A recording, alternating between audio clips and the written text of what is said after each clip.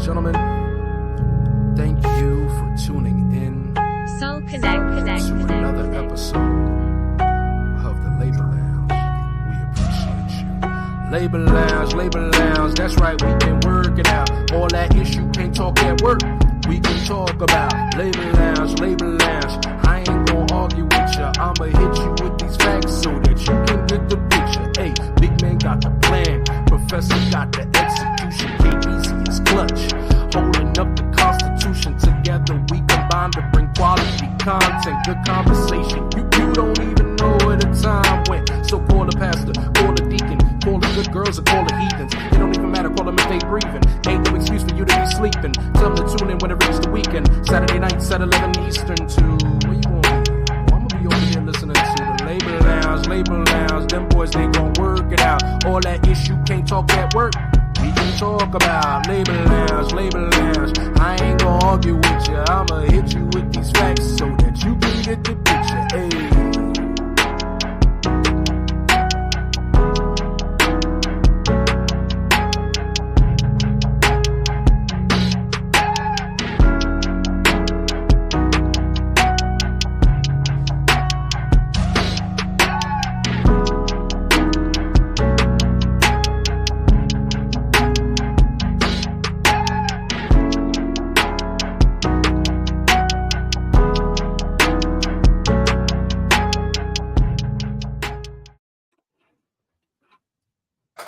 Professor. What's going on, young blood? Chilling 3, we out here cooling, doing everything that we supposed to be doing and then so. Absolutely. So let's go ahead and get into this show. Welcome back to the Labor Lounge podcast, where we talk about current events and some more ish. I appreciate everybody for continuing to rock with the channel. Welcome all our new subscribers and all the subscribers to come. Oh man, we back, and I committed that we go get more consistent. So every weekend we gonna have a live show, correct?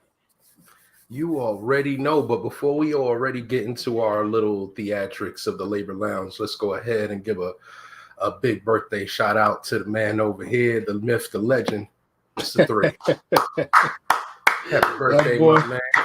That boy finally hit the big 4-0. Immediately my bones started hurting. My neck and my back. Nah, but it was good, man. Capricorn season is here, and we had a party last night. It was a shindig to be at. The family was here. Everybody was dancing. It was a grown and sexy party, so I made everybody dress up. I know they appreciated that because it's not many places you can go out and get dressed up nowadays. I'm not dealing with these kids. They shooting up the place, throwing fireworks and some more stuff. I ain't got time for it. They even got aliens on in Miami Gardens now, so I ain't dealing with none of that. It's a lot going on, man. But what? Listen. I'm a strong proponent of, yeah, man, let's go ahead and get dressed up. But I still don't think that somebody is beyond getting ratchet with the appropriate clothes on, because even ratchet people like to get dressed up. You know what I'm saying? So it's like I know what you're saying. Shout out to John. I see you in the comments, man. I appreciate you coming through. You said you was gonna show up. Salute to you. Man. Appreciate you. So yeah, man, before we even get into all the stuff that we go talk about today, I do gotta point out, you see the new picture I got in the background here, right? Yeah. I see the logo on your hat too. Oh yeah, that spider. So that picture was gifted to me by one of the interviews we did on the show, Johnny Simmons Photography. He's become our official first sponsor of the channel. So y'all stay tuned. Y'all stay tuned to him because he's starting to do landscape work and he's going to be opening up his shop. So you'll be able to see where you could purchase all that kind of stuff from. So shout out to Johnny Simmons Photography. I appreciate you for rocking with the channel. And he is our official first sponsor. So with all that being said, I do want to run this real quick for the people.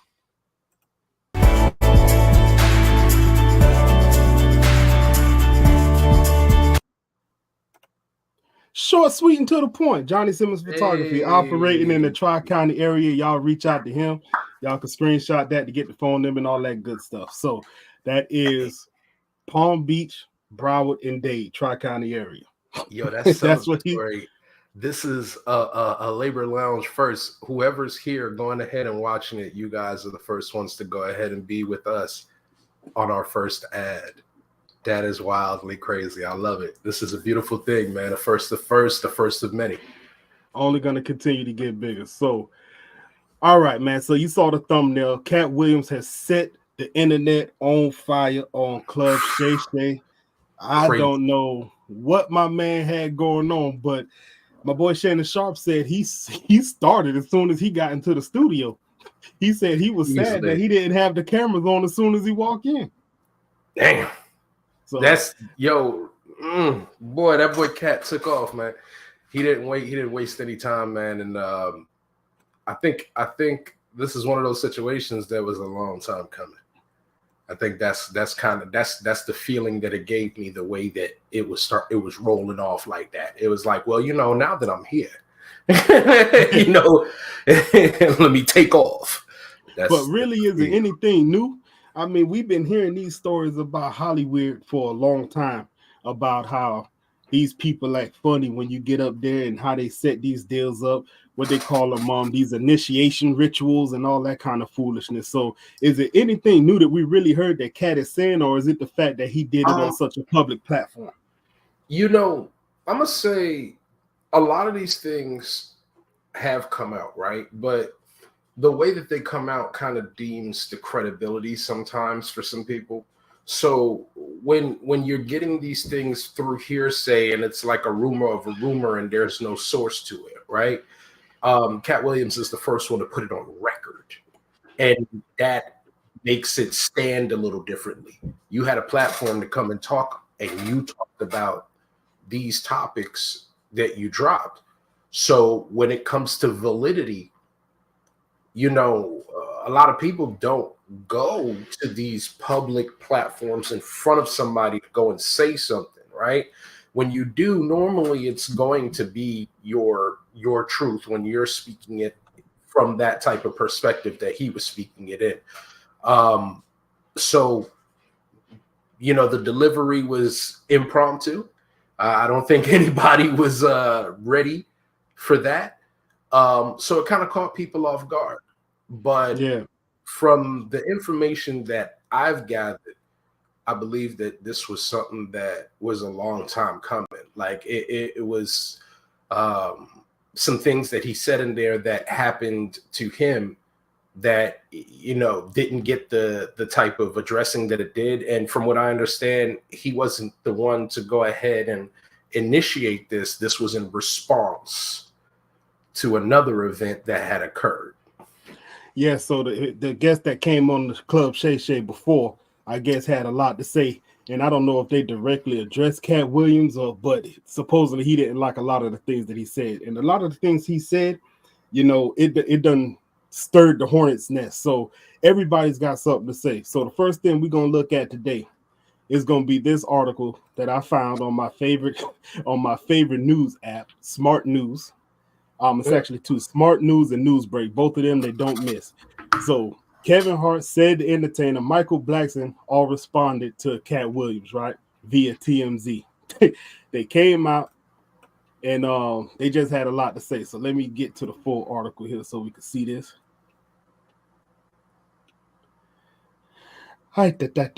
So as predicted, he set the world ablaze when he went on the Club Shay Shay. So Kevin Hart's response. Kevin Hart called Katt Williams sad Thursday, but didn't squander the opportunity to plug his new action movie Lift with all the unsolicited buzz from the interview. Katt essentially labeled Kevin the Jesse Smollett of comedy. A charlatan who was planted in the... You gonna let me get through this? I'm sorry, no. We know who. Yo, you remember what Dave Chappelle said about this guy? Jesse Smollett. So, a charlatan who was planted in the movie industry after arriving in Los Angeles from Philly without any real buzz, and claims to have turned down plenty of lowbrow roles that Kevin happily scooped up. Kevin and Katt have been at odds for years. Kevin claimed Katt flawed flamed out on drugs during 2015 Breakfast Club interview, which Katt recently told Shannon Sharpe he's never done a hard drug in his life. Not to be outdone, Michael Blackson didn't let Katt slide for accusing him of using a fake African accent throughout his career, but still gave him props at the end of the day. According to Mike, Katt ranks as the 4th best comedian alive. He ranked himself as 10, but thinks his 2005 glory years are long behind him. Mike claims he saw Katt get heckled in the club in Cincinnati, hometown before. A terrible look for a legend. Said the entertainer also got pissed over Katt's continued allegations.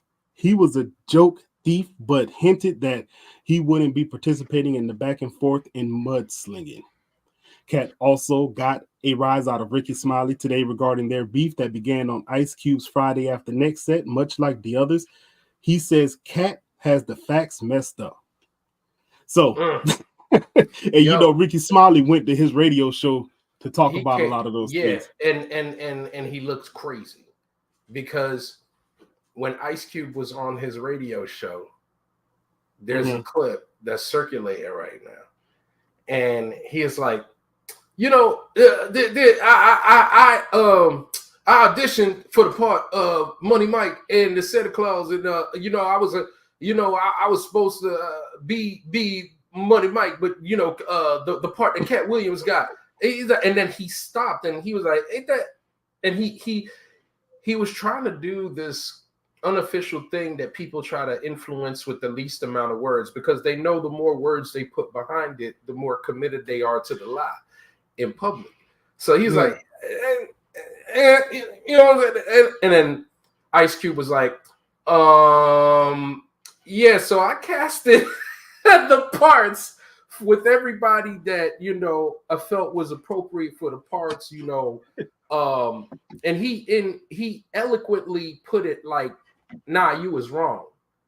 You know what I'm saying? Like right then and there, he put it in an eloquent way. He didn't want to make him look bad, but anybody who could read in between the lines would know, nah, man, that wasn't true, bro. Like Money Mike was definitely Katt Williams' part, and it lends credibility to the things that Katt Williams was saying on Club Shay Shay, when he was saying that, there's a lot of parts of Money Mike that Katt Williams customized according to the character, and things that would actually be funnier for it. And I think that, I'm not sure, but I think Ice Cube corroborated that to some degree.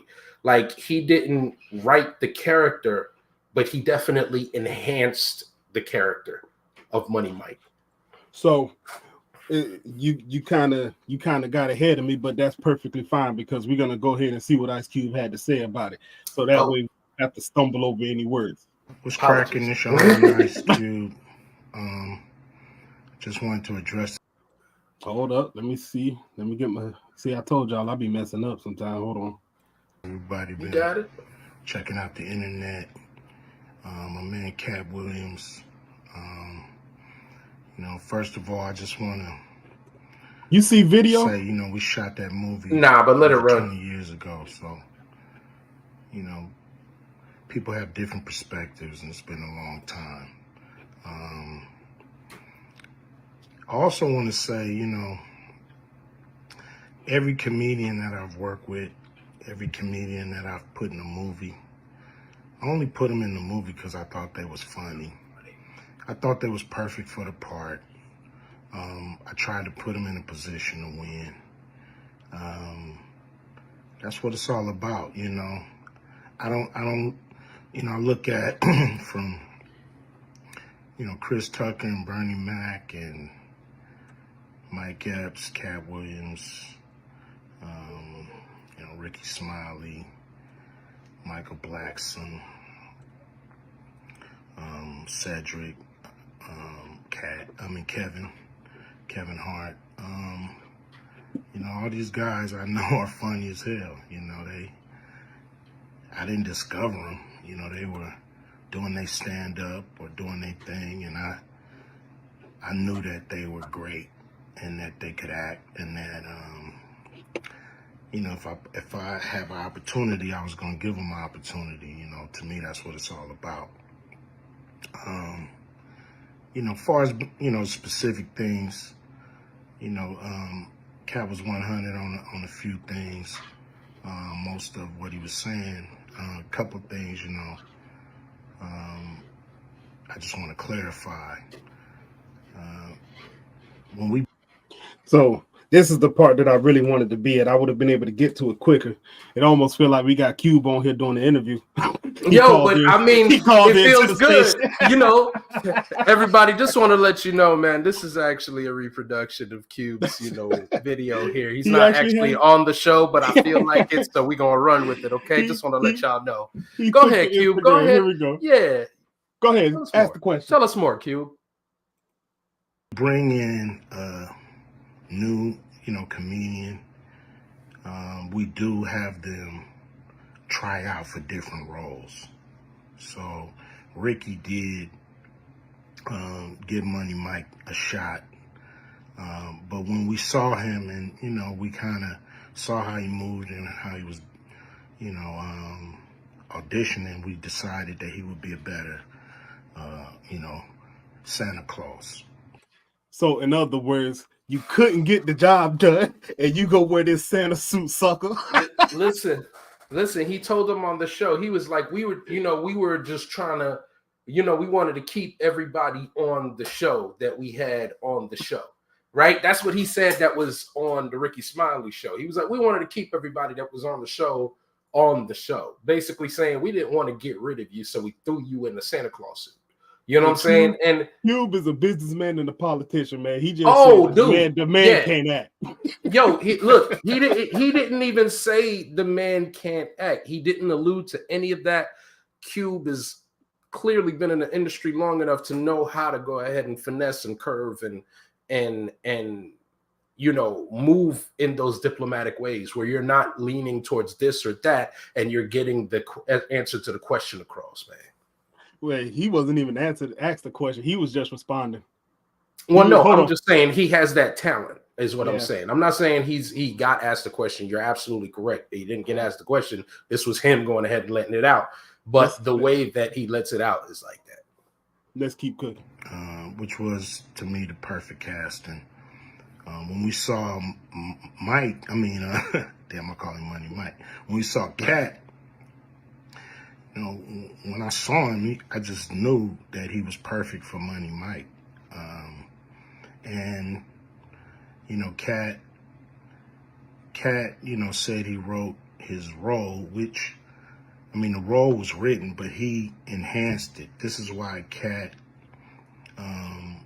was so dope in the movie. You know, Money Mike had a small role, you know, about as big as the Santa Claus role, but when we start filming, he was giving us such magic that we kept expanding his role and giving him more to do because he was on point. Wow. So right there.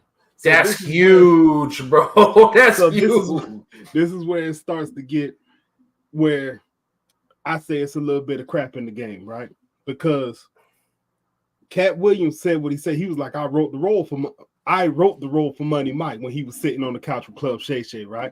Right. Which the role was already written. There was a script there, but he was giving him such good stuff. He did let him cook a little bit more. So he had more in the movie after he did the script because he was impromptu with a lot of things that he was doing.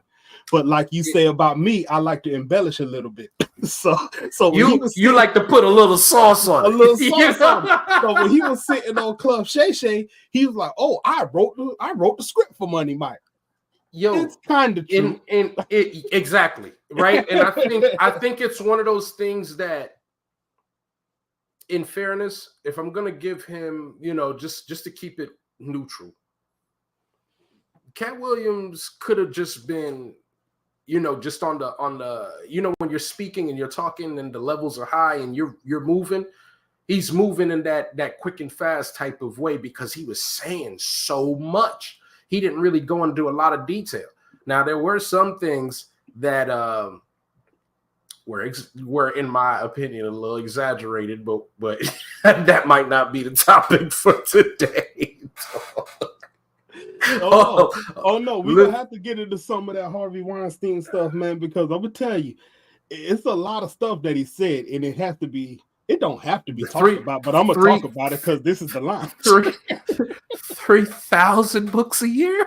Yo, 3,000. My God, 3,000 books a year. Okay. Let's keep cooking. When we shoot these movies, for one, the scripts are fire, or they wouldn't even do it. The scripts are laugh out funny. But we shoot the script, and once we get what we need from the script, we let the comedians ad-lib, riff, play with the words, do their thing. We give them a take where they can, or 2, 3 takes where they can go off and do what they feel. Sometimes it makes the movie, sometimes it don't. When somebody gives you jewels, you want to try to make sure that makes the movie. So in the movie, there's second thing I want to clear up. I would never shoot a rape scene in a movie, especially like Friday, where you actually see this happening on camera. That ain't my style. If you check out any of my movies, they not raunchy. We did a movie called Players Club where the subject matter was a little raunchy, but for the most part, even that, we left it to your imagination. So this is another point. In that interview, Katt Williams said verbatim that the original script had that grape scene in it. That's what he said. And he told them, hey, look, it's never funny whether it be boy or girl going through that type of situation. The movie will be funnier if you take that out. So Cube is saying that scene was never there. It was never. Listen to what he said. It was left to the imagination. That's what he just said. But the thing about it is, once again, we're gonna go ahead and give Cube his props because he is shown to be a wordsmith here. Cube said, I would never shoot a rape scene grape scene that was shown in its entirety. So he didn't say he would never shoot the scene. He said he would never show it in its entirety. So you got to listen to what he said. It potentially could be true that the scene was there, but it wasn't going to be depicted in full. And this is a great way to answer it. Like, no, I would never show that type of scene just out there. We had a movie called Players Club, and we left it to your imagination because he put it in Players Club. So it's not that he would never do it. He did it already, but he would never go ahead and show it in its graphicness. So he answered that in kind of a spin of a way. You know what I'm saying? Listen to it properly, bro. That's what I caught. You tell me. I don't know. I didn't read the script, and it's gonna be. I mean, we're basically talking semantics here. So yeah, because we would never have access to something like that on that level, especially after it's been changed. It could have read the way Katt is telling. Yeah, it could. It's potential, but right? We don't know for sure. But how it's going to be shot is a whole different thing. So I can understand that. But yeah. I'm just saying, did it all go down the way that he's saying, or is he pulling one of my moves where you got to embellish a little bit? It's up in the air. They offered her a 2-piece chicken tender meal type deal. You know what I mean? Was it that, or was it something else? All right. Let's keep rolling. Right. Only reason that kind of stuff is in the movie is because you have 3 villains in Friday After Next. You have Santa Claus stealing presents. You have Damon, just got out of prison, sweating. Craig and Day for the rent money. And then you have Money Mike, a pimp that treats his woman, like a property. So Craig is always fighting the villains in the movie, you know, from the Joker brothers to Debo. And so we already had Craig fighting Santa Claus. And the only real way to get rid of the other two villains was to have them go against each other. And the plier joke was always in the script, you know, was never, we would never ever show that, you know, that's not my style if you look at any of my movies. You see, the plier joke was there. So was it really what he's saying it was? It potentially could be, because the way that he's saying, he explained it that the only reason that, you know, this type of activity was there was because of all of the surrounding like scenes going on. You know, Damon just got out of jail, you know what I'm saying, and all of the rest of the stuff that he mentioned.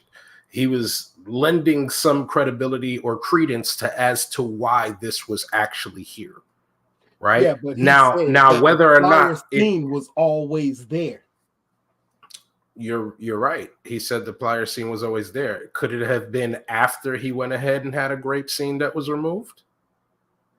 No, if he's saying that the plier scene was always there, I'm assuming that's a piece of the original script. Now, I don't know if anything could have happened after that, because you see at the end of the movie, it is with Money Mike running up the street and Damon chasing him. Which is a lot, man. So honestly, it could be that we're just looking at that one scene like, okay, we look at the point in the bathroom, I am a boy, David, right? Because that's the scene. But then when the movie ended, Money Mike's running up the street because the old girl done ran off with his car and Damon is hot after him. Right. So I mean, at what point was there a grape scene? Was it in the bathroom, before the bathroom, or after the bathroom? Listen, the reason why I say that nothing is definitive here, because he didn't necessarily answer the question directly and say, no, we didn't have that scene in the movie, right? He said he would never show it, right? So it doesn't mean that things couldn't have changed, you know, from where it was at. Even if that scene was always part of the movie, what other parts of the movie might have been deleted? You know, maybe that part of the movie was just so good they couldn't go ahead and remove it, and they reconstructed around it. Who knows? He didn't go into heavy detail about that, but he definitely just was like touch and go on that whole thing just to it. What it felt to me was like he was lending credence to say like, yo, the part where Katt Williams said it would never be funny to have it in there was the key element in what I feel Ice Cube was trying to go ahead and move from, you know, like, hey, no, it's not funny to go ahead and do rape, you know, or grape, you know what I'm saying? I would go ahead and never show that in its full entirety. I'd leave it to your imagination.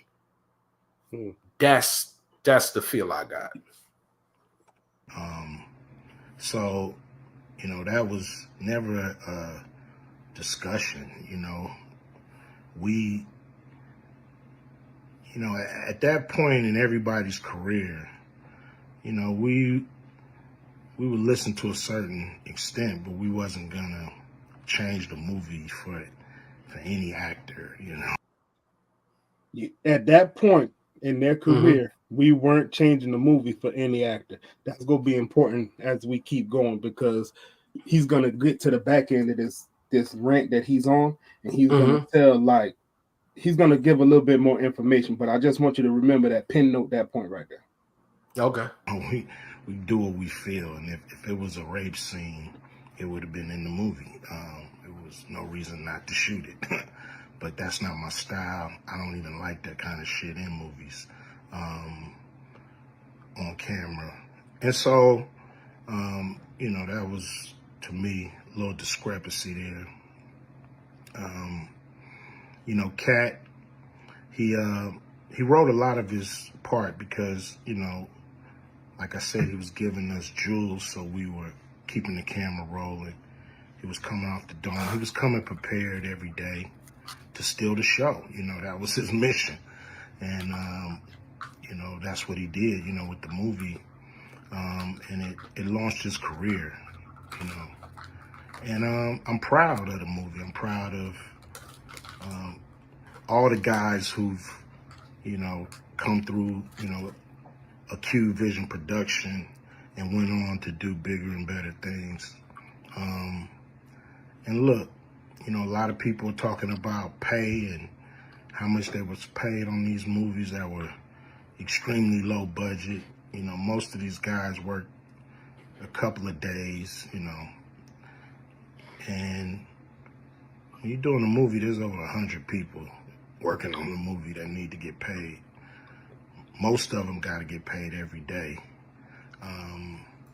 And there's pre-production and post-production. Even after you finish with the actors, you got to pay editors and sound people. And my movies are all about quality. So most of the money go up on the screen. I'm not giving you no bullshit. I'm not giving you no low budget, you know, shit you can laugh at because it's so cheap. So, you know, we try to put all the money on the screen. And so any actor that's mad at what they got paid, you know, just look at what you was doing. Look at where your career was at the time. Don't do that. You know, take a look at where it is now. And Friday has something to do with that, I believe. And I put a lot of people in movies, but they ain't never put me in a movie. So you could take that for what it's worth. You know what I'm saying? I've given a lot of these guys opportunities. And I still act, so I'm waiting for a call. I ain't got to produce everything or write everything. I got love for all the comedians that I've worked with. Got, you know, much love for Katt. You know, he spoke up for me a lot. And I just wanted to be clear and clarify some things. And shit, man. I hope y'all have a good 2024. Yeah. All right. So just towards the end of that, Ice Cube kind of went off on a tangent. I don't know. He must have had. Yeah. He must have had some. He had something on his chest he wanted to get off. Yeah, that didn't feel right, man. Like, yo, everything before that was fantastic, but it felt like putting that in there almost leads you to believe, like, yo, what you got going on, bro? Like, is this really to clear the air, or what's going on? Because you sitting here talking about the people's pay. That is not the way to go ahead and look at it, man. Especially knowing how much that movie grossed and everybody how much they got paid. You can't say, look at where your career is now. Like, yo, that's foul, bro. That's dirty. Don't do that, bro. Like, yo, don't do that. Like, if you come from a genuine place, you were coming from a genuine place in its entirety, but that is not coming from a genuine place. You're coming from a place of, hey, it is what it is. You know, I try to put the money on the screen. But yeah, you got paid in that too, bro. So, I mean, let's be clear. Like, there was a large discrepancy. Granted, I know his role in the movie was a lot bigger, but I don't think that he couldn't have went ahead and paid them a little bit more than what they were getting paid. Like, the types of sums that they were talking about getting paid wasn't, he got free gold. He literally got free gold because all of those people in there played critical roles to the point where you remember those scenes so well. You remember those people as them. To this day, people, no motherfucker. You know what I'm saying? Like, yo, you're looking at Smokey, you're looking at Debo, like, yo, these people. I was just talking to my friend about a certain quality that happens when you are that good of an actor. The role becomes you, and you now walk on the street, and that's who you are. You're no longer The Rock. I mean, the Dwayne Johnson. You are The Rock for the rest of your life. That's just who you are. And these are the same things that happened with a bunch of characters in there. That shows that these people were worth more than, like, exponentially more than what they got paid, bro. Now, I would have respected it had he said, look, man, we were working with, you know, a small amount of funds at the time. I honestly didn't know where things were going, and I was just trying to do, you know, my first and my second film, and I just wasn't sure about things. So when I went ahead and did it, I paid people modestly because I just wanted to make sure that everything was paid and this, that, and the third. But nah, he was just basically like, I tried to put it on the screen. You know, if you got a problem with what you got paid, look at where your career is at. That's not an appropriate answer, bro. That's foul. That's kind of moving away from the accountability, because all of those individuals did roles for you that were they were priceless. They made it a hood classic. You know what I'm saying? So that's what I got to say about that. But other than that, man, you know, hey, I don't knock Ice Cube for anything else that he said, except for that. Yeah. Well, what he said and what he did is two completely different things. You know, I don't really have a problem with what he said as far as where people's career are now versus where they were, because a lot of them people you didn't know before they got on that Friday movie. So he did put a lot of people on. And if he's working with a small budget and you don't understand where that movie's going to go, I'm sure he did pay him modestly, right? But the pay did increase as the movies went. Now, you've heard why Chris Tucker never went back, right? Rush Hour. Yeah, exactly. His career took off. Chris Tucker wasn't doing nothing. Well, let me not say not doing nothing, because that's not true. Did you? Can I talk? The man, I'm not gonna say he wasn't doing nothing, because he did do the Apollo and he was doing his stand-up comedy thing, but he wasn't a known household name until he got to Friday. And after Friday took off, this is when he had opportunities like Rush Hour, and some other stuff. I think he did Dead Presidents. He even did a small thing in Jackie Brown. So, like, Chris Tucker, he catapulted off of Friday, and that's just one person, John Witherspoon.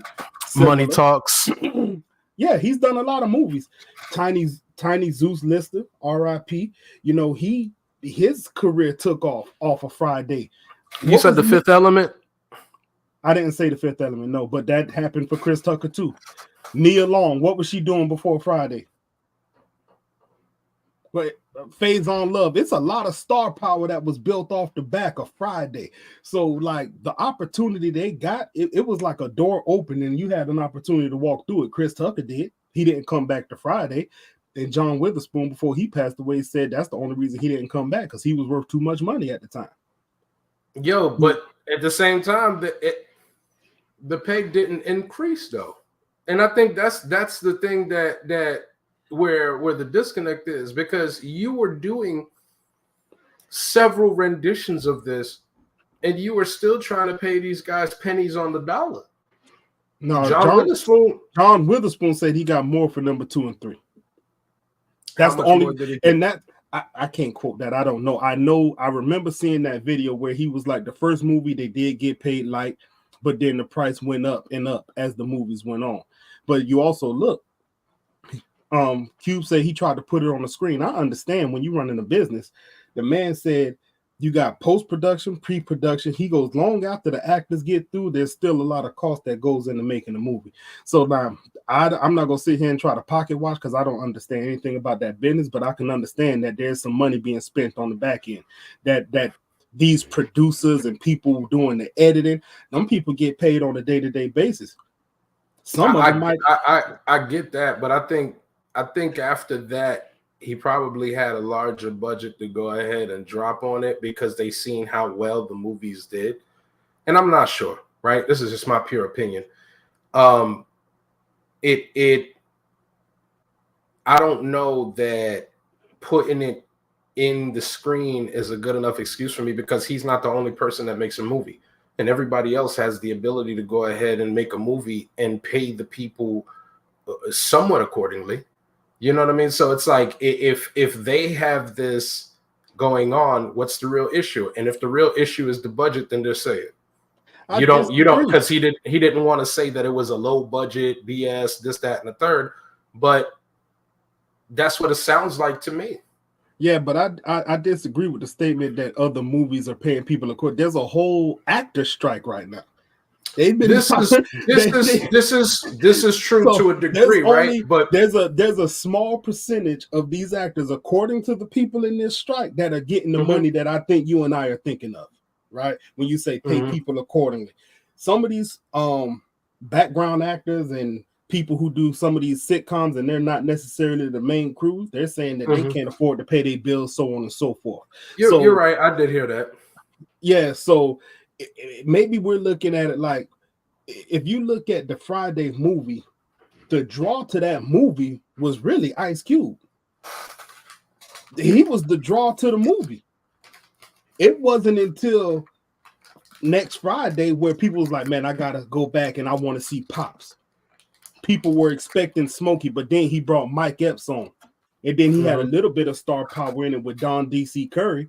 But if you look at those Friday movies, the draw to those movies was really Ice Cube. Everybody else was being put on.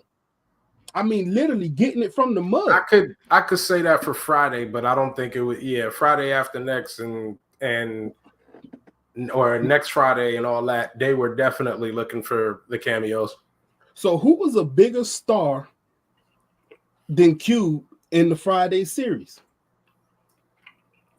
A bigger equal star? to, let's say equal to, even equal to. Well, I don't know. I don't know that I'm gonna look at it from that perspective, right? If we're talking about which character was bigger, because I don't know that Cube was the main character, right? He's the main character in the Friday series, but I almost felt like Smokey's role outshined him, because really and truly that was the part that a lot of people were going ahead and quoting all of the lines from. It was Smokey. But there was two more successful films. This is true. That doesn't mean it's not true though. Smokey outshining him. What sat the people in the seats was Cube. When that first Friday trailer came out, it was Ice Cube that they went to see. Now, when they went to see the movie, lo and behold, here comes Chris Tucker. Boom, he takes over the show, right? That's my only point. He does so well. He gets offers to do bigger movies. He does a trilogy with Jackie Chan. He's international now, right? Right. What I'm saying is everybody in these Friday series, they were not as big as they were until they met Cube in those Friday movies. I don't discount that, but I don't know if that's the appropriate answer for the pay. I think it's a like a dickhead way to respond to something. You know what I mean? Like it's not you are just like shrugging your shoulders. All of that whole entire delivery that you were giving was a bunch of perfect political finesse, and at the end you just said F it. Well, that's why I said at the end of that, I think he was talking about something personal, because at one point he's addressing Katt specifically, right, and what he said about the movies, and then I think he just took it and plugged that in there. Maybe he got a little backlash from this whole strike thing, and he just took a chance to throw something out there. So that's what I'm saying. But another thing, I told you to pinpoint this point when that he wasn't going to change the movie for anybody. He wasn't going to change the movie for anybody. So I just said that these people weren't who they were before they met Friday. So why would Cube and his production company allow a comedian to come in and dictate what he puts inside his script? That's a good point, because I could see if I'm the dude and I'm putting something together and I got a vision for a movie, and then I got some no-name character coming in, and I don't even want to call him no name because I don't know what he was doing before he got to Friday, right? Why would I let you dictate what I want my thing to be like? You don't have that type of pull yet. I don't know that. I think that's where things get fuzzy, right? It makes more sense. It makes more sense when he says, well, he was acting out the scenes and he was giving us such gems, we let him cook. that makes more sense. But for him to go in there and say, oh, well, no, that's not a good scene, and it'll be funnier if we do it this way, and I wrote my script, this is where I think he's embellishing a little bit. But go ahead. I'm thinking that everything came together the way that the end result came out. They were both in sync that way, right? Now, their understanding of the situation might have been completely different, but at that time, they had an understanding of what it is that they needed to do with that in that moment in time, right?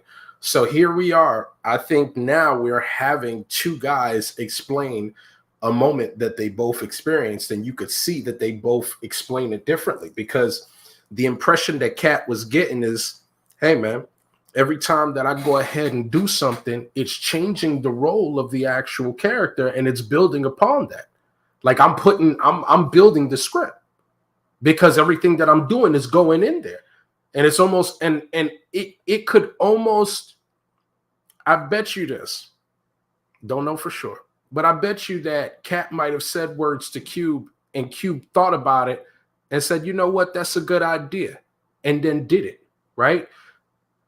Cube didn't have to do it. He didn't have to do whatever it is that Katt told him to do. But when he thought about it, he might have agreed with him. And he probably didn't say no as many times as you know, people could have said no. So here we are having Katt believe that he's the one telling Cube what to do. But the only reason that Cube is doing it is because Cube is the head in charge, and he agrees with what he says. Do you understand how things could go ahead and be misinterpreted in that fashion? Because I think that they both were in accord with what they were doing. And I'm not going to say that either one is going ahead and lying, but I know that Cube's position is definitely where he's at. I don't know if maybe he's just misconstruing the words as far as like, hey, this guy was giving me orders, but it could have been that he was just telling them like, hey, man, I think the scene would be better this way. And Cube was like, you know what, man, I think you're right, man. Go ahead and try that. Let's see. You know what? We're going to keep it. Right?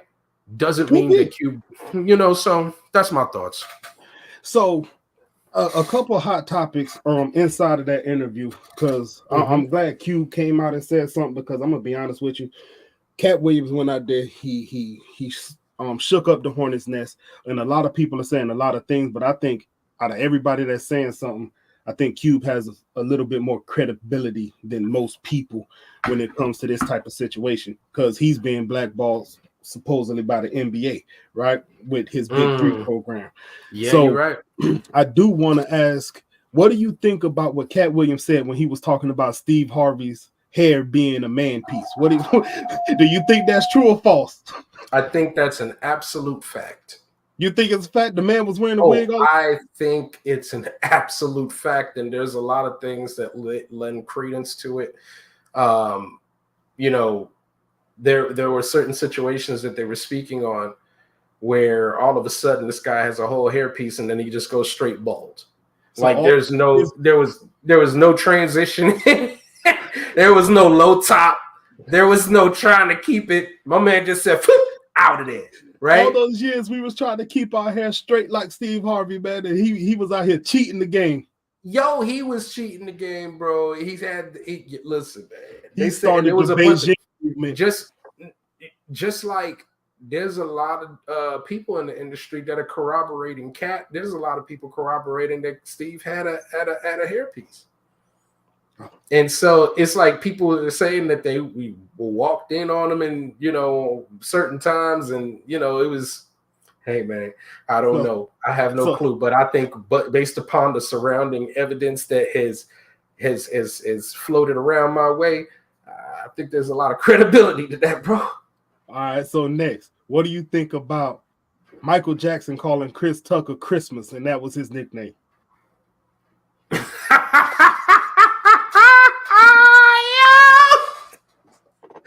True or false? Yo, true or false? I don't know if it's true or false, but I'm just gonna say that wouldn't be something that I would discount from Mike, because Mike was special, man. And if he felt your energy, he would go ahead. I think he would give you his own personal nickname, man. Look at have you ever seen there was I think Michael Jackson was doing Rock My World on stage one time, and then Chris Tucker came out there. And when he came out there, man, the reception that he had for Chris Tucker was love, bro. Like, yo, Michael Jackson loves his fans, but Chris Tucker and him, it felt personal, because I don't know if Chris was just doing the moves or Chris just had a respect for him or whatever the case may be, or he just made him laugh, but he was on the floor dying. Like, it was love for Chris Tucker. So I feel like, yeah, he might have called him Christmas, man. You know, it's just like his pet name for his homie, bro. Like, you know, Mike was special, bro. Yo, it's Michael Jackson. There are no rules for him. No, there's rules, man. Come on, man. No, there are no rules for Michael, man. Michael, man. Yo, listen, Michael did Never Never Land. And I never cared. I'm like, yo, he's a grown man doing Never Never Land. So what? That's what he wants to do. What you gonna tell him? What you gonna tell him? He makes more money than you. God rest his soul. But you know what I'm saying? It's like, look, man, he lived his life and you couldn't tell him what to do. He was just gonna do what he wanted to do, and that's that, bro. He lived his life, as quirky as it might have been to some people. He lived his life without his rules. He just did what he did. Look at all the backlash, all the trials he had to go through. Like, listen, when you say there's no rules, there's a bunch of people that would disagree. Now, I'm not getting into all this, did he do it or did he didn't do it? That's not what I'm getting at. All I'm saying is the kids came out and said that they lied. You can't come out and call another grown man Christmas, bro. You said it's his did Chris Tucker have a problem with this? Bro, it's Michael Jackson. Oh no, he could call. Hey, listen, he could come and come around and be like, and call me Christmas. I'll be straight. Be like, yo, what's up, man? Yo, my man called me Christmas, man. Yo, son. So I'm presents. Katt Williams said that was the Chris Tucker after Epstein Island too. So he might have been okay after he got back from the island. I'm gonna say that the man was saying a lot. Look, let's talk about Epstein Island briefly, right? I'm gonna say that some people went to Epstein Island and weren't involved in the shenanigans that were going on in Epstein Island. I think that, genuinely speaking, there were some people that went there and they were going for a large party. And I think that there were some other people that were on some, dastardly, underhandedly type stuff, but they were getting sponsored and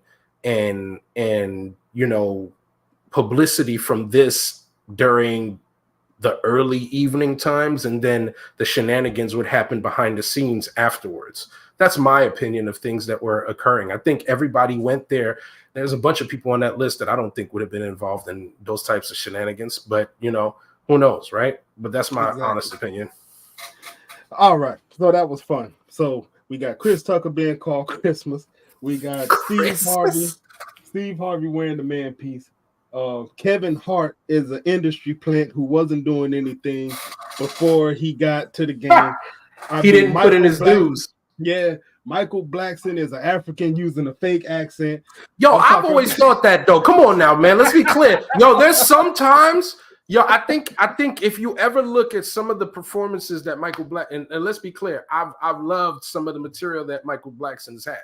But if you ever looked at some of the clips that he's had, he's gotten like he was like either all the way laughing a little bit while he was telling a joke, and it felt like the accent wasn't there anymore for like a brief moment, and then he would hear it and then put it back on, and it was like, yo, are you really African, or are you somebody who's from Africa who speaks English correctly, but then you put on the accent when you put on in public? Yeah, man, he's an actor, so he embellishes it. So, then guess what? You just said it. Listen, he's an actor, he's embellishing. So, what? Think about it. My first memory of Michael Blackson was, what was it? Hello, motherfucker. What was it in Friday? You're like, no, motherfucker, I can't get jiggy to this shit, man. Yeah, that's my first memory. So it's like I didn't know he was a real African at that point. I never watched any of his stand-up comedies. again, if it wasn't for Friday, I wouldn't give a damn who Michael Blackson was. Once again, being put on. So with that being said, so Michael Blackson's African. His experience is the end all be all to life. On the labor lounge.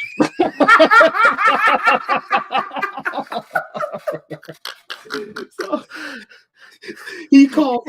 He said Faison Love is a liar. He was like, "Why we give Faison Love so much credibility?" I mean, he went after everybody, man. He attacked, but the biggest thing is about not the biggest thing, but one of the things about said the entertainer stealing jokes, right? And you know, all over the internet right now, you could find all the receipts doing the comparisons and all that kind of good stuff. All the receipts.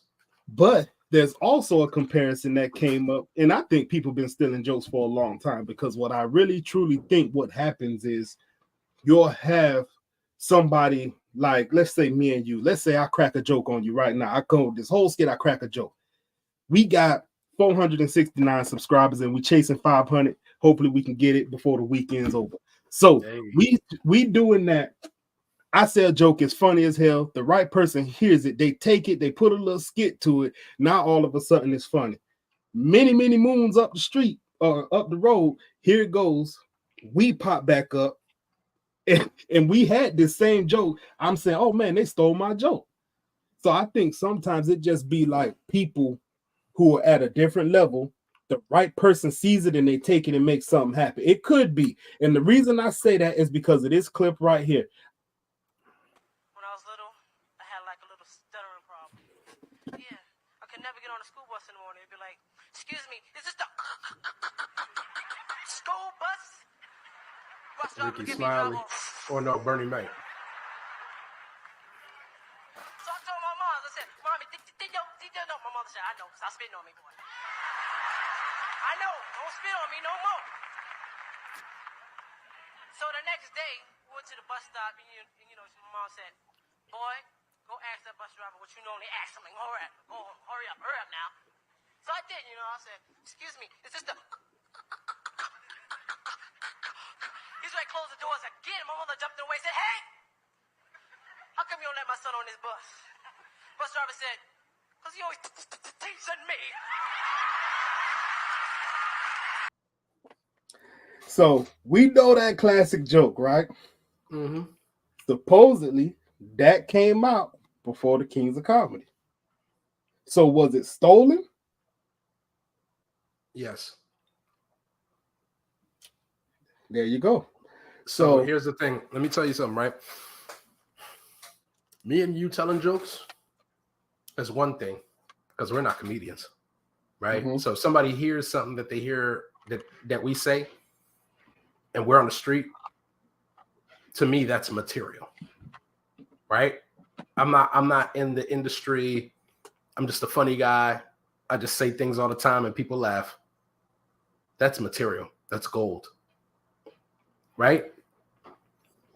Those guys were in the industry stealing from other people in the industry. There are strict codes in the Comedians Guild. That's one of them. You do not go ahead and take anybody's joke and repurpose it, remaster it. I don't care if you did it better than them. You got to understand that people, this is your bread and butter. That's how you eat with them. So you're stealing in an industry fashion is not the same way where people are just stealing from somebody casually. When you steal from somebody in the industry, you're taking money away from them. You're taking money and opportunities away from them. Timing is everything in that industry, because one point that somebody put out that was a very good point is when comedians go ahead and craft a joke, it takes them years to craft like one joke. So it's like they'll go ahead and tell this joke today and they only got 25% of the audience to go ahead and laugh, right? They'll come back, clean it up, put a little spice on it, tell the joke again in the local setting, and now they got 50% of the people to laugh. You're getting somewhere. Until they get 100% of the people to laugh at that joke, that's when they go ahead and say, all right, cool, I got this nugget here, put it on the side and start crafting other stuff as they go along. Somebody sees that nugget that they worked on for years and just takes it in one set and gets the credibility for that when they're in the industry. That's dirty.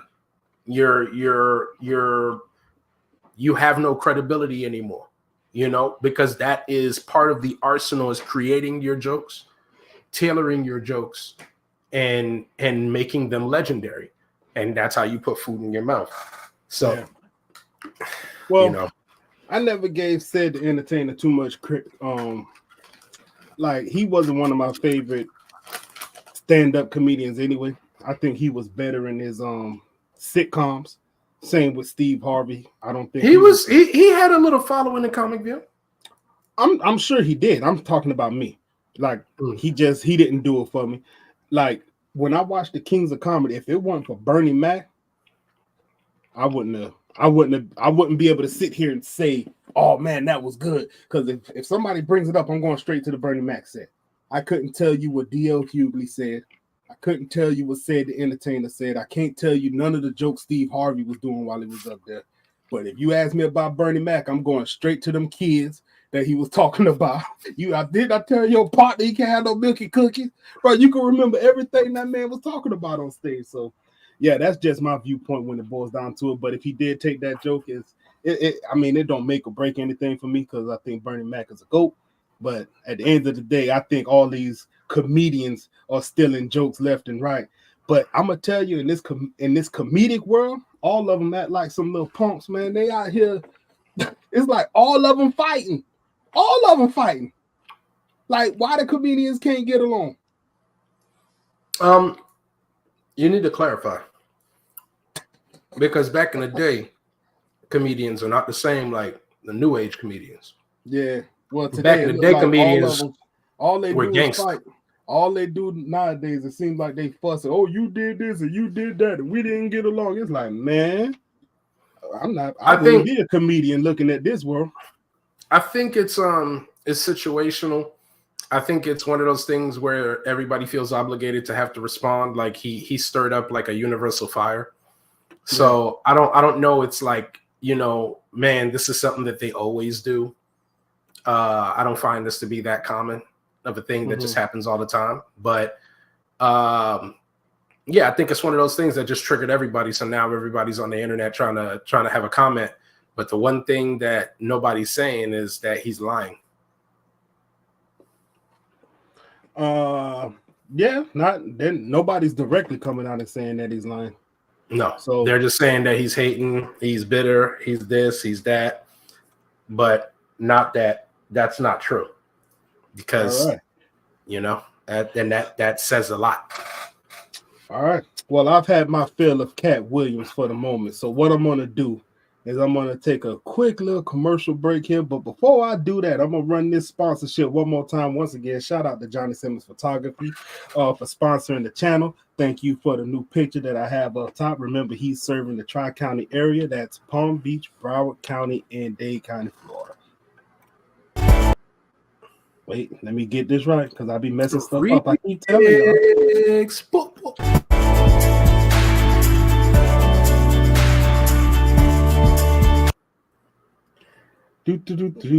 Give me a moment. I want to get something squared up for us. I'm going to go on mute for just a moment. All right.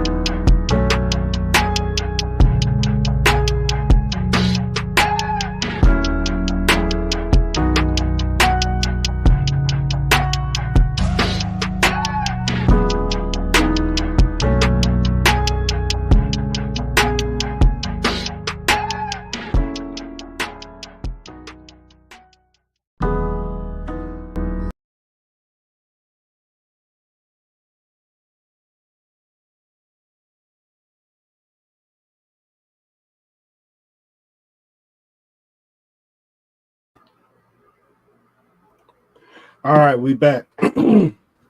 Yeah. All right, we back. You know, I just figured out you could change the thumbnail midstream, so that's what I was doing real quick because I didn't want people to think we were still talking about Katt Williams and all his stuff going on. So now we go get back into what the Labor Lounge does best, and let's talk about current events, right? I don't know why, but I just enjoy looking at them. But I got one that I think you're gonna like. You ready for this one? So we got some police officers, right? Now this happened back in 2018, 2019, where we had some on-duty officers who was just acting real funny, like just out of pocket, out of line. But for some reason, this has just popped back up because we got footage of what they were actually out here doing on the streets, right? So I'm going to pull this clip up. And this particular clip is of what they have named Slushygate. I don't know if you've heard of that, but if you haven't, here it is. How about a drink? It's nasty, sickening behavior. Innocent people just standing there, getting slushies thrown at them from a passing car. And you won't believe who's throwing the drinks. They're uniformed police officers patrolling the streets of Louisville, Kentucky in an unmarked car. You can hear them yucking it up the entire time. They actually recorded their cruel antics and shared the video with some of their fellow cops. In this incident, a marked police car following them records a slushie hitting a pedestrian. The outrageous attacks took place over 11 months in 2018 and 2019, but the video has only been obtained this week by the Courier-Journal newspaper following a Freedom of Information request. Locally, the scandal became known as Slushygate after at least 24 innocent civilians had slushies like this thrown at them. The two officers in the undercover car were identified as Curtis Flynn, 40, and Brian Wilson, 36. They were members of an elite undercover drug task force. Both have pled guilty. Flynn was sentenced to 3 months. Wilson got 30 months. And it wasn't just slushies. The accused cops also seemed to take pleasure in driving through puddles, drenching people waiting at bus stops. The mayor of Louisville says the culture of the police department has changed and something like this could not happen again. We've improved focus on supervision. Incidents like that will not be tolerated. To protect and serve their city? Not even close.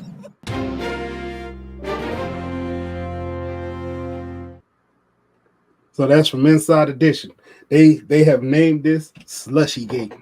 You got special task force members driving down the street, not only throwing slushies, but intentionally driving through puddles to splash people on the sidewalk. Professor, floor is yours. Bro, anybody could be a cop these days. That's what it seemed like. I'm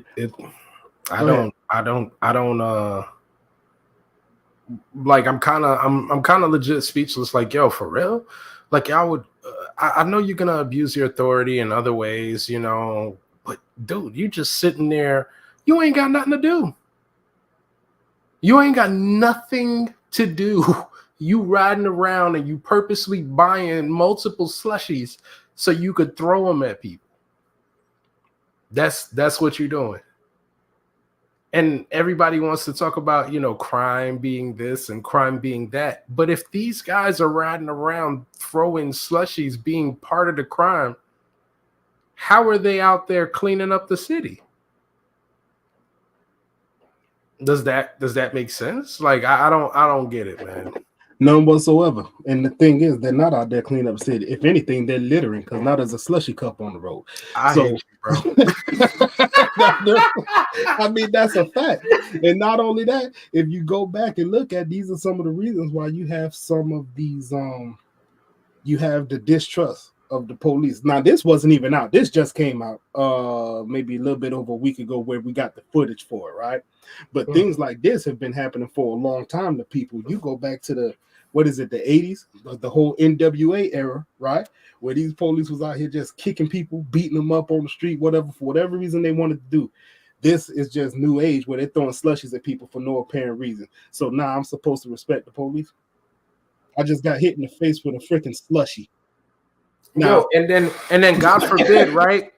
God forbid you go ahead and retaliate at that same car. Now they're gonna stop the car and pull out like policemen, and they're not gonna acknowledge that they threw slushies at you. They're just gonna acknowledge your reaction to them having slushies thrown at them. But let's keep accountability where it is. You're 100% correct. These cops are stupid. And this is the problem. Not only did you throw slushies at people, you recorded it.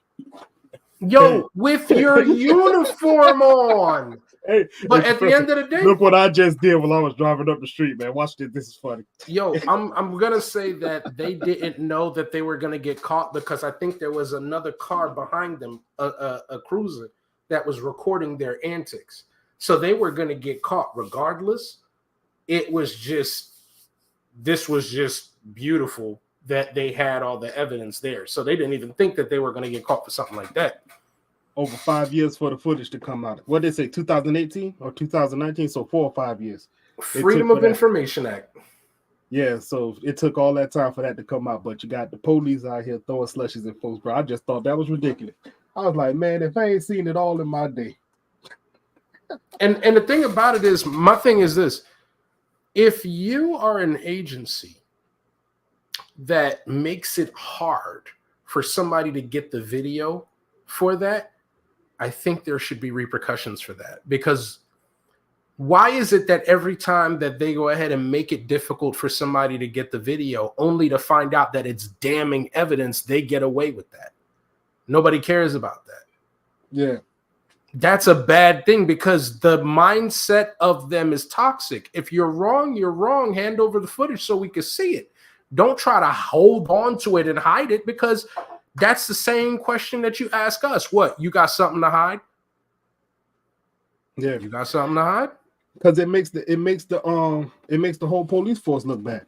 So when you think about it, if that footage would have came out early on, they would have been in shambles. It would have been an uproar. It would have been pretty bad if that information would have got to the road. So it's almost like a corporate mentality, where they're just like, you know what, we got to do damage control, and they make you jump through hoops. So and it's the same thing. Hold on, let me cook. It's the same thing. We're talking about the police. When you look at homeowners associations, right? I got a video that I really want to do.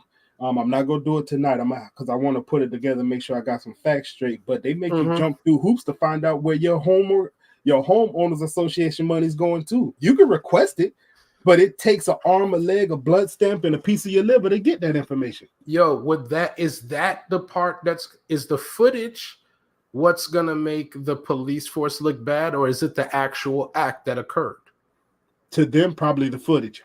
No, but see, that's the messed up mentality, because what it is that you know there's a problem and you want to cover it up. So you cover up this problem without ever addressing to try to fix it.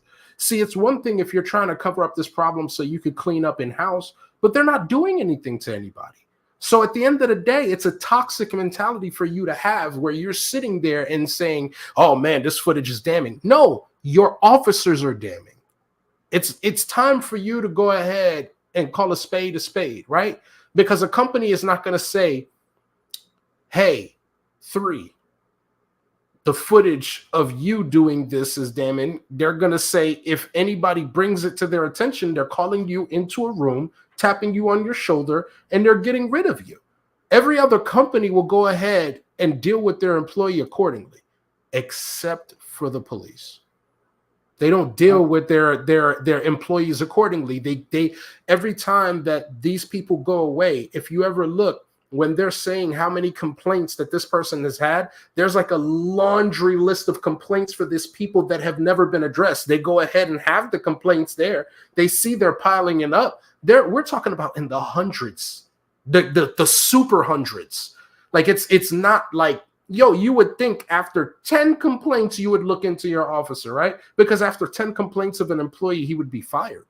But it's the only agency that doesn't go ahead and deal with their employees in the same manner. They forever have this blue shield.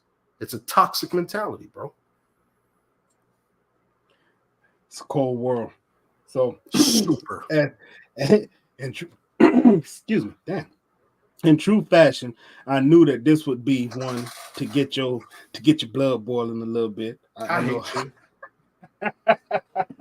Yo, So Free doesn't care about me. He doesn't care about my blood pressure, bro. He doesn't care.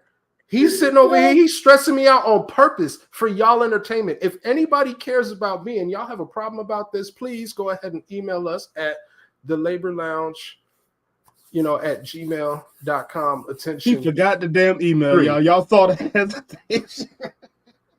It's Labor Lounge Podcast at gmail.com. So with that being said, let's what he said. I just wanted him to corroborate it. I was making sure that you knew what you was talking about with all that smack. I bet you were. I just turned 40. I still got a brain cell or two. Here we go. Man. Look at this next video. Watch Dive this. into the arrest report of Diablo Redden, the man seen on video attacking a Clark County District Court judge on Wednesday. Well, Channel 13 also obtaining Redden's latest mugshot. We're learning more about critical moments in the initial response to the incident and what the defendant said to correction officers while he was being booked into jail. Kelsey McFarland dug through the report and has the latest.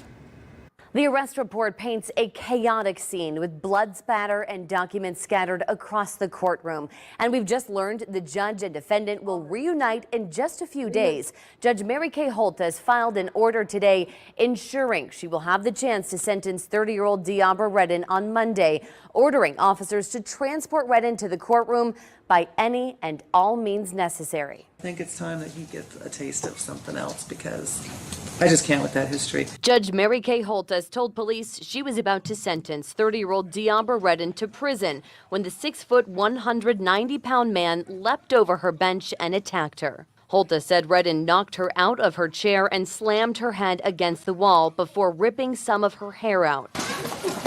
When her law clerk, Michael Lasso, stepped in to help, Judge Holtis crawled under her desk, covering her face. The arrest report states Lasso, the man many are calling a hero, has known Judge Holtis his entire life. Get off her. Outside the courtroom, a delay in response. The arrest report states 2 marshals were notified of a panic alarm from court. They responded and said nothing appeared to be out of the ordinary. That's because the chaos was happening next door in courtroom 3F. Marshals were flagged down to the correct room and arrived as Redden was being taken into custody. While marshals transported Redden to his holding cell, he reportedly told them, quote, "Judge has it out for me. Judge is evil," asking one marshal if what he did was wrong, saying, quote, "I'm sorry you guys had to see that." At the Clark County Detention Center, Redden reportedly spat in the face of a corrections officer. While he was being strip searched, corrections officers heard him utter the words, "He had a bad day," and tried to kill the judge today. A hazmat team has since cleaned the courtroom, and Judge Holtis was back on the bench 1 day after the attack. She's scheduled to sentence Redden once again on Monday. I've reached out to the Regional Justice Center to find out why and how marshals were sent to the wrong courtroom and if there's any issue with the panic alarm system. We'll continue to follow this and bring you the latest. In studio, I'm Kelsey McFarland. Day you had. Bruh. Hey, so you had a bad day. Yo, listen, I seen this clip before, right? All I'm gonna say is this, bro. Like, this clip has had me in shambles for the way that this guy leapt over the courtroom bench, bro. This guy was a pure athlete. Yo, he said, "Shoo," and it was impressive, my guy. It was a leap of faith. He looked like the cow that jumped over the moon. He was gone, bro. Like it's crazy the athletics that he had. It had me in shambles. But in seriousness, man, I feel bad for the judge, man, because yo, bro, he is up there. You know, like that bench usually comes up to like right here on some people, right? You know, that's not like usually a low bench there. Usually that bench is the higher bench, and then the other benches are a little bit lower than that one because the judge sits a little bit higher and it's a little bit raised. And usually they have to come upstairs just to get up onto that thing. So for him to have gotten that high and cleared that joint. Yo, so at this moment right here, right? This is like a microsecond before the leap happened. What is she thinking? Like, is she watching? Is she watching this get ready to happen? She's watching this getting ready to happen, and she still feels confident. The confidence left when she started to go this way. I don't think she thought it was going to happen until it was way too late. That's why she didn't get away as quickly as she wanted to. That's crazy. It was this guy over here doing. The guy to the, it's my right. I don't know where it's at for you, but that guy. Oh, yeah. So that guy, first and foremost, that guy is not a fighter. That guy is not a fighter at all. But I think there's clips. If you look at me, right, he was doing this. He was trying to punch him like this. And I was like, dude, he's like trying to pound down on him. And I'm like, yeah, that's not a punch. Everybody else, like you can see everybody is giving him a punch. Homeboy is the only one like this. And I'm like, what are you doing with your skibbity paps, my guy? Only with a skibbity pap? He was giving his Whoa. But hey, no, for real though, like she was getting ready to give him sentencing. Yeah. I guess when they do that, they're not in handcuffs. I'm just thinking like it's a lot of things you go through before you can leap up to the judge stand. I'm trying to think, like, where's the bailiff at? Usually to the side. They're usually in the corner, so they have to. They're not, like you see on the side of the right guy. They're usually a little bit to the right of that, and it depends. You could catch the bailiff off guard sometimes. Sometimes they use the bailiff to go ahead and move papers from here to there and everywhere and things of that nature. So if he caught the bailiff being across the room and he decided to do that, that was the perfect opportunity. That's crazy. And then the part that got me about this is at the end where it was like he said, "I had a bad day." I had a bad day, and I tried to unalive the judge. Like, oh. Whoa! Let's look at this one more time. Watch this. Deambra Redden to prison when the 6', 190-pound man leapt over Deambra Redden to prison when the 6', 190-pound man leapt over her 30-year-old Deambra Redden to prison when the 6', 190-pound man leapt over her bench and attacked her. Holta said Redden knocked her out of her chair and slammed her head against the wall before ripping some of her hair out. When her law clerk, Michael Lasso, stepped into... No, but the guy with the skibbity paps, he jumped in. I thought he did jump in there. He did jump in. He did jump in. No, but keep going. Keep going with the clip. Judge Holta crawled under her desk, covering her face. The arrest report states Lasso, the man many are calling a hero, has known Judge Holtis his entire life. Hold on. Now hold on. He doesn't know how to throw a punch because he was going ahead and throwing him like this, and then he was like. In the UFC, that's called a hammer fist, and I've seen people get put to sleep with it. I don't think anybody hammer fist like that. Usually a hammer fist comes down like this. You got the hammer. Yeah. So he was going like this. That's not a hammer fist. That's a hammer skibbity pat. It's a hammer skibbity report pat. States Lasso, the man many are calling a hero, has known Judge Holtis his entire. But before he got to what you're calling the skibbity paps, he threw a couple straight jabs. He didn't throw a straight jab. He ain't got no form in his wrist, bro. Look at it. Could you give him the benefit of the doubt? Maybe he's in an awkward angle. No, because everybody else was going ahead and giving him straights, bro. In that same angle before him, yo. Pay attention. Man, go ahead and run it back. Run it back. The dude is scrapping, man. Look, just run it back. Go ahead. Let's get to the point. They said no legs touch the table. Yeah, that man that man could have been in the NFL today. Yo, amazing. Look at that man's face. Look at the face. Listen, that's a guy who gives skibbity paps faces, bro. Like, I just want you to see that. If you open your mouth like that, pause. You give skibbity paps, my guy.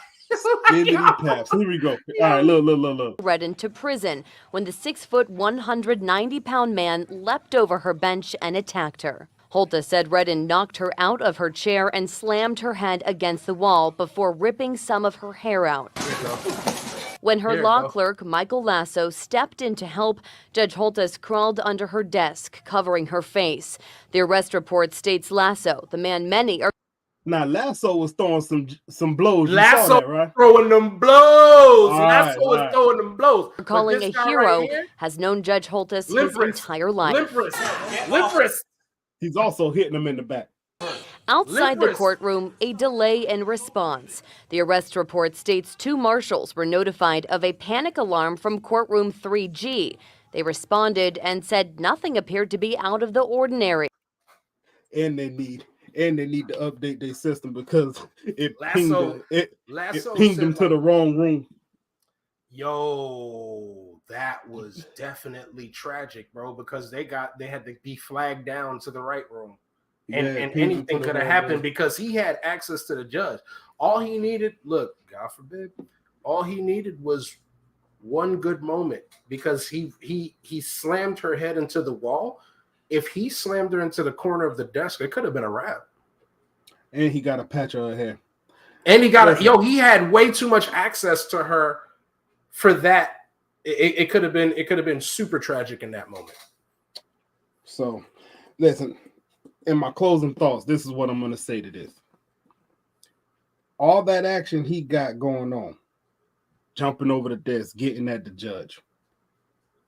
All that for what? Because you decided to break the law in the first place and get put in a position to where you were even being sentenced. Like, all this, I'm going to assume, is on you. And then you just compound this issue by attacking a whole judge. Bro, you gonna sit under the jail. And did you hear the part where she said she wants to sentence him? Did you hear that part? That was something I had a problem with. I don't think that should happen. She wants to sentence him. This is gonna show you that, hey, I'm gonna make sure you understand exactly what you did. Now, I can understand why you would have a problem with that because now it gets a little sticky. I could 100% understand why somebody has a problem with it. Conflict of interest. I'm gonna sit here in my little rocky chair and I'm gonna say, you know what? She deserved her get back, bro. She deserves her get back. Listen, that's let me tell you something. Hold on. Some people could go ahead and consider that a get back, but I think a get back wouldn't be that. That's abuse of authority, but hey, what do I know? Yeah. Listen, man, the Katt Williams situation is definitely something. It's interesting, it's funny, it's a lot of stuff that he said. I don't know if we'll ever get the truth to it, but definitely entertaining nonetheless. Club Shay Shay, listen, I got to give it to Shannon Sharp. You got a hell of a platform over there, both of them, because I'm tuned in to Shay Shay and Uncle Ocho. So shout out to Shannon Sharp and them doing their thing over there.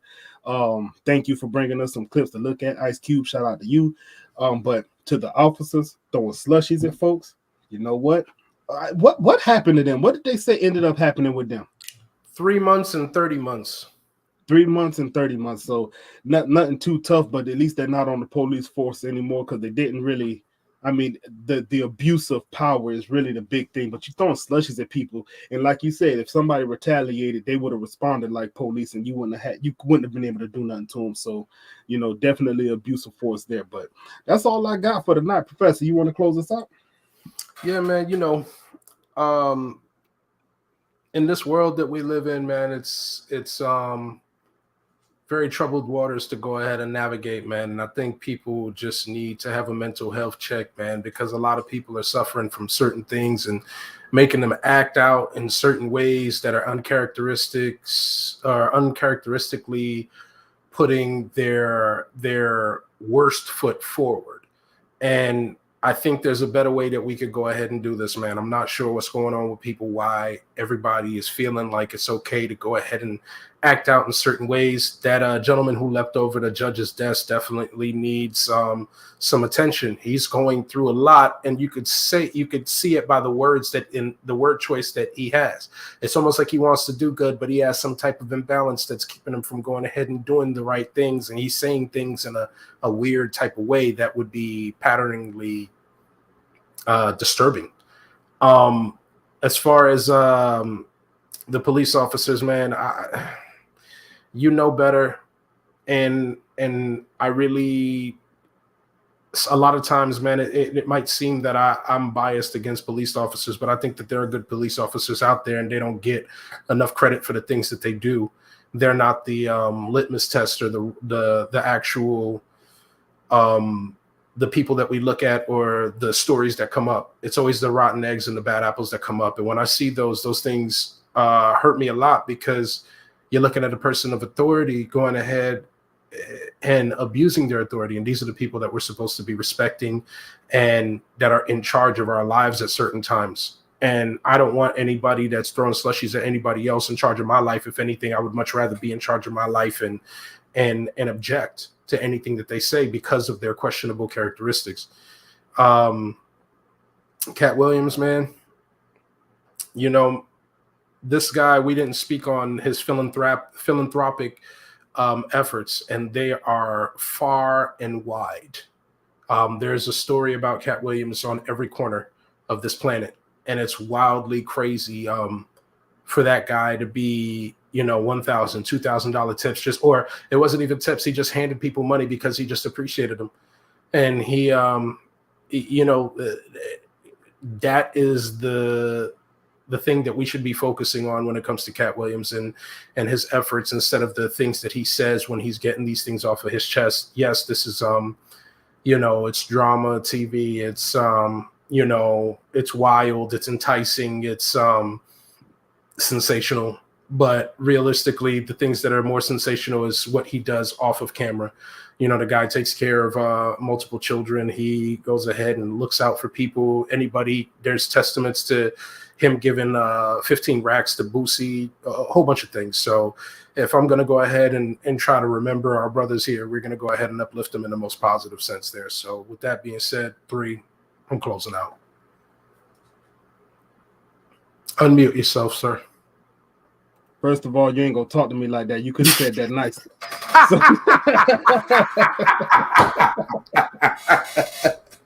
My man.